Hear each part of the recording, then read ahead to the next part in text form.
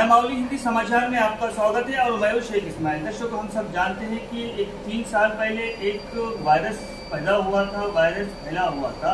उस वक्त लोगों के चेहरे पर पट्टी थी, यानी मुंह पूरा ढका गया था, लेकिन उसके बाद में वो धीरे धीरे कम होते गया। अब एक नया वायरस पैदा हुआ है जिसे आंखों का यानी आई फ्लू कहते हैं।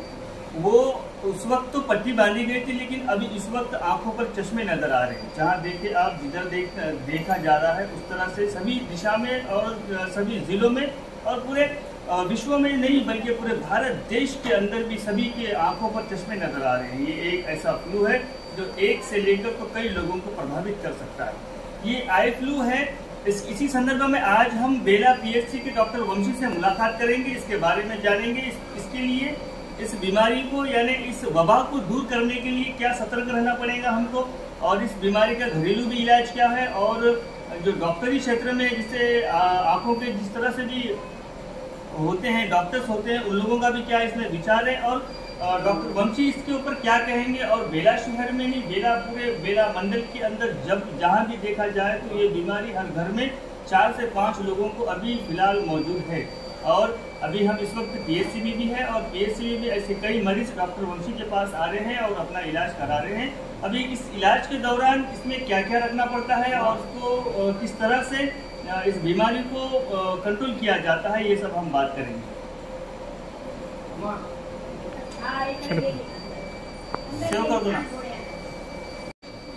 डॉक्टर वंशी, अभी इस वक्त जो वबा चल रही है, जो बीमारी सभी तरह पूरे भारत देश में है और तेलंगाना राज्य में भी है, लेकिन अभी बेला शहर में सबसे ज्यादा प्रभावित लोग दिख रहे हैं। आपके पीएचसी में भी हमने देखा कि काफी सारे लोग आ रहे हैं, आपके पास भी आ रहे हैं। तो ये जो फ्लू है, आई फ्लू है, ये किस तरह से आता है और ये क्यों आया है और ये कब तक रहेगा, इसकी जानकारी माय माउली के दर्शकों को आप देंगे। पहले अभी बेला मंडल की माय माउली सब्सक्राइब को पूरा नमस्कार करता हूँ। मैं डॉक्टर वंशी कृष्णा, बेला मेडिकल ऑफिसर बात कर रहा हूँ। कि ये अभी जो अपना इस्माइल साहब पूछा है कि ये आई फ्लू कैसा आता है, क्या करना है, इसके निवारण करने के लिए क्या क्या अपना जो चीज़ें काम करना है, जो कैसा करना है, वो पूरा मैं आप बताऊँगा। ये जो आई फ्लू है, जो ये वायरस और बैक्टीरिया दोनों तरह की कीटाणुओं से ये आँखों में फैलता है। ये जो आँखों का ये फ्लू है, ये बोले तो एक आदमी से दूसरा आदमी को फैलने का ये बीमारी है। जो इसमें भी बहुत ही ज़्यादा भयानक जो अपन सोचते हैं उतना भयानक ये नहीं है। ये एक एपिडेमिक है, बोले तो लोकल एरिया से लोकल एरिया तक पहुंचने वाला जो एपिडेमिक है। पहले अपना आंध्र प्रदेश में स्टार्ट हो गया, अभी तेलंगाना भी फैल रहा है। इससे क्या होता है, कभी भी एक आदमी ये आई फ्लू से अपने आँखों के बारे में, ये वायरस से या बैक्टीरिया बारे में पढ़े तो कैसा भी अपन जो मेडिसिन यूज़ करे तो भी, मेडिसिन नहीं इस्तेमाल करे तो भी 5 दिन तक ये कैसा भी रहने वाला है। तो इससे अपन ज़्यादा बाइक लाने का या ना तो ज़्यादा खतरा सोचने का, इससे तो ज़्यादा कुछ भी नहीं है। डरने की बात नहीं है इससे। तो ज़्यादातर लोग अभी कंप्लेंट कर रहे हैं कि आँखें बहुत लाल हो जा रहे, बहुत जलन हो रहा है आँखों में और सूजन भी आ रहा है आँखों में। या ऐसा होता है कि ये बैक्टीरिया या वायरस से जो भी इफेक्ट होता है, वो सीवियर स्टेज में जाने के बाद ही ये आँख सूजन आना होता है। तो इसमें अपन क्या कर सकते बोले तो, जब पहले प्रिवेंटिव या बोले तो फर्स्ट एड के जगह अपन ये सिप्लॉक्स बोल के अपने पास एक दवाई है, वो जो आई ड्रॉप्स है, वो आई ड्रॉप से अपन कम कर सकते हैं। और ज़्यादा से ज़्यादा अभी एक आदमी से दूसरे आदमी तक फैलने ये फैलना रुकना बोले तो अपन क्या करना है, चश्मे लगाना है, कूलिंग ग्लासेस जैसा ब्लैक कलर के चश्मा, हाँ इस तरह से जैसे ब्लैक कलर सेट से ये पूरा लगाने का चाहिए। और अपन आँखें में से पानी निकलता है, ये वायरस इफेक्ट होने के बाद, वायरस के बारे में पढ़ने के बाद आँखों में से पानी निकलता है। वो पानी को अपन पानी ऐसा आप अपने कैरात से निकाल के या नहीं तो अपना टवल से या रुमाल से किसी से भी पहुंचने के बाद दूसरे आदमी को ये रुमाल या कर्चीफ देने से, वो आदमी वो कर्चीफ या रुमाल को यूज़ करने से उसको भी ये इफेक्ट होता है। तो ऐसा नहीं करना चाहिए। अपन जो अपना कर्चीफ है, अपना टवल है, जो अपन आँखों को बिना आँख से अपन आँखों को धो रहे हैं, वो अपने के लिए ही रखना चाहिए और दूसरों को ये कर्चीफ या ये टवल दूसरों को इस्तेमाल नहीं करना चाहिए। डॉक्टर ये भी बात सुने कि हम अगर एक आँख से आँख मिलाए समझ लो कभी, तो उससे भी ये वायरस फैल रहा है? नहीं नहीं, आंखों से आंख मिलाने से ये वायरस नहीं फैलता है। जो आदमी बोले तो ये वायरस लोड रहता है, आंखों में वायरस का लोड रहता है, वो वायरस लोड से हिसाब से वो कितना इफेक्टिव से फैलता है बोल के वो एक हिसाब रहता है उसका। अच्छा डॉक्टर, ये वायरस आया कैसे? ये वायरस अभी एपिडेमिक है, ये अभी नया नहीं है, कुछ पुराना ही है। इससे पहले भी 4-5 साल से पहले भी ये फ्लू आया था। ये एपिडेमिक कैसा बोले तो अब सीजन में फीवर, बुखार, खांसी, सर्दी कैसा आता है, ये भी वैसी है। ये एपिडेमिक है, सीजनल का है। ये वायरस परिवर्तन होने से एपिडेमिक आउटब्रेक होता है। इससे अभी अपन ज़्यादा डरने का बात कोई भी नहीं है। 5 दिन में अपन जो इलाज कर लेते हैं उससे ये समाप्त हो जाता है, तो ज़्यादा डरने का बात इससे कुछ भी नहीं है। तो डॉक्टर ये कब तक रहेगा वायरस? ये वायरस अभी एक आदमी वंस इन्फेक्ट होने के बाद वो आदमी को अभी नहीं आता।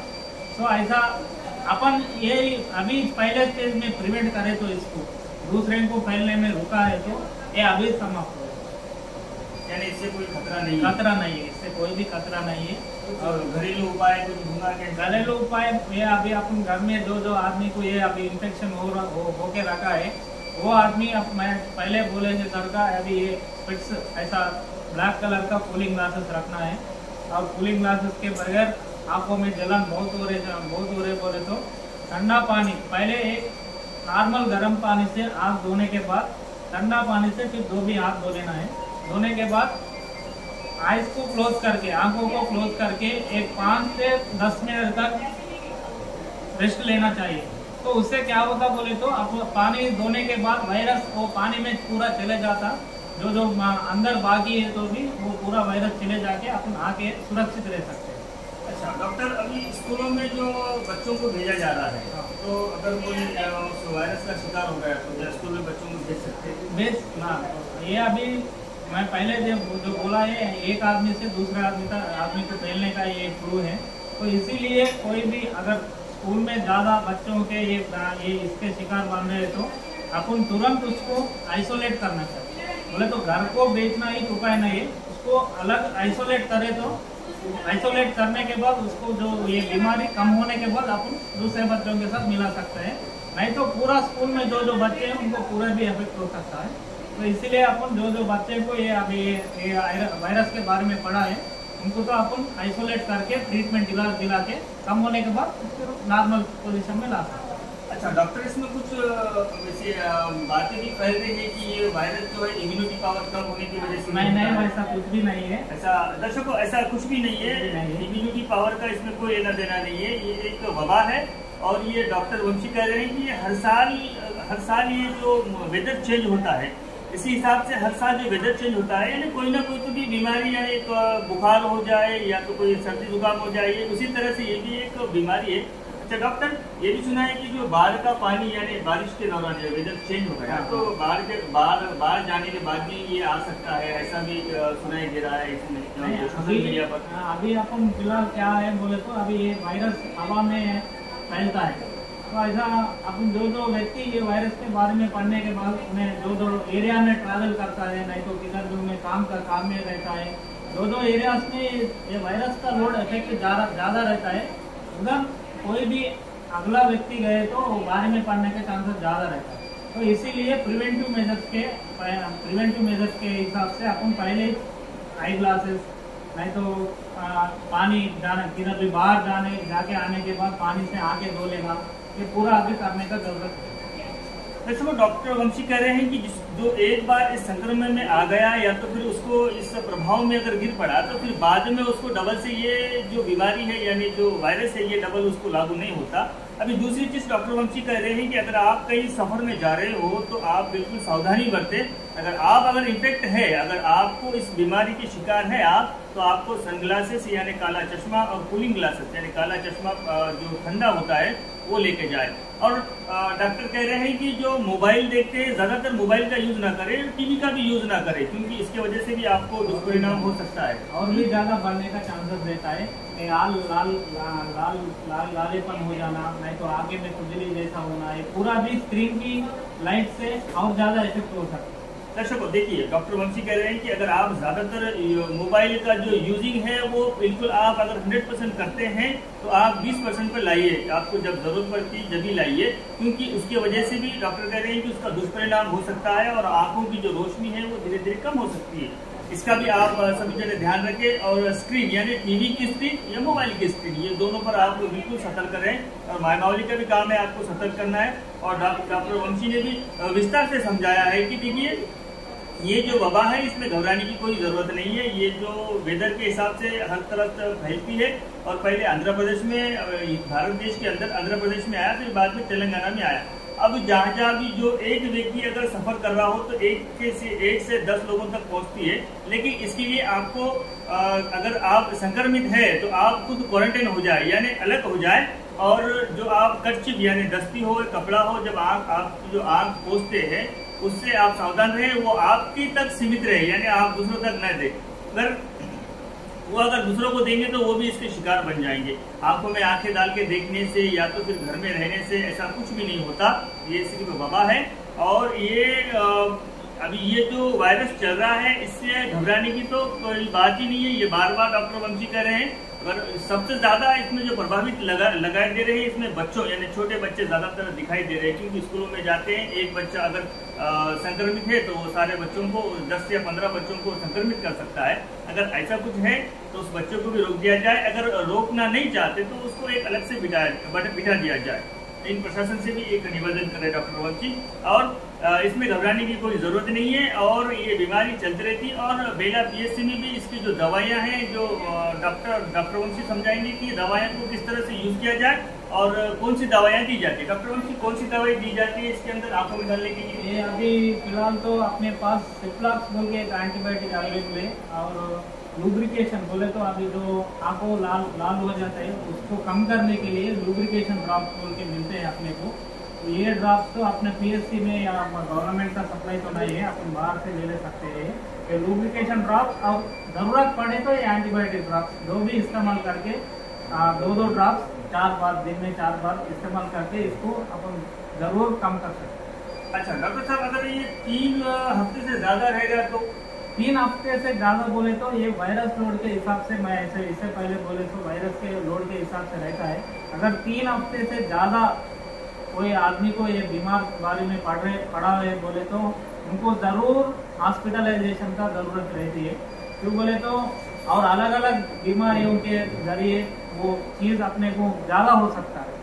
बोले तो उनका इम्यूनिटी पावर के हिसाब से भी ये 3 हफ्ते तक रह सकता है। तो इसके दौरान अपन उसको जांच करना। एंटीबायोटिक ड्रॉप्स हैं, ये ज़्यादातर उपयोग नहीं करना चाहिए। जो आदमी को 1 हफ्ते से ज़्यादा ये बीमार से पड़ के ये सफ़र हो रहा है उनके लिए ये सिप्लाक्स एंटीबायोटिक ड्रॉप्स अपने पीएचसी में अवेलेबल है। और CPMC बोल के लुब्रिकेशन ड्रॉप्स अपने को बाहर मिलता है।